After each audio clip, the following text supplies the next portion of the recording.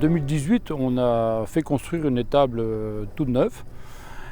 Et puis donc on a construit l'étable sur le principe de vouloir faire pâturer les vaches. Donc on avait la chance de pouvoir avoir un site autour duquel donc, il y avait 70 hectares accessibles. Et donc on a prévu dans notre rotation, dans notre plan des cultures, de pouvoir faire pâturer 50 hectares par les vaches. Donc les vaches sortent tous les jours du 15 février au 15 novembre. Donc, pour venir brouter l'herbe au champ. Et puis rentre pour la traite du matin et retourne pour la traite du soir. Et puis retourne évidemment au champ pour la nuit.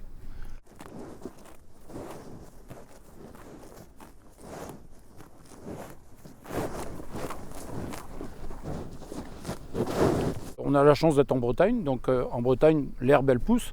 Donc on a la chance aujourd'hui d'avoir une belle journée d'été, mais donc il pleut régulièrement et donc l'herbe pousse bien. Et l'herbe, c'est l'aliment qui est le plus économique pour la vache laitière. L'herbe, elle la pâture, elle la transforme, et puis donc avec la transformation, elle en fait du lait. Et puis après, donc comme la vache avait au champ, elle retourne les déjections au champ. Donc c'est le système le plus résilient qu'il y a. Donc c'est de faire pâturer les vaches. Quand les vaches viennent chercher de l'herbe et du trèfle au champ, elles ingèrent des oméga 3. Le lait que l'on produit de cette manière-là, c'est un lait naturel.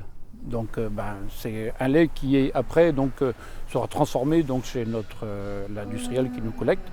Donc pour faire des produits d'alimentation, du yaourt, du beurre, des poudres qui seront évidemment très riches en oméga 3 comme autre chose. Quoi.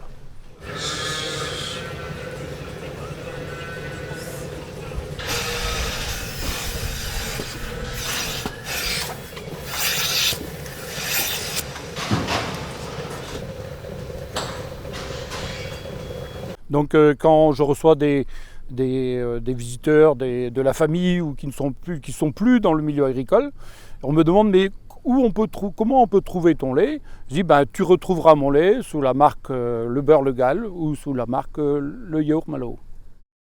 Moi je crois beaucoup donc à l'agriculture en Bretagne parce qu'on a le climat pour produire des fourrages. C'est important, donc on n'est pas en permanence en train d'essayer d'irriguer pour produire nos fourrages. Il y a la météo qui nous permet de les produire naturellement.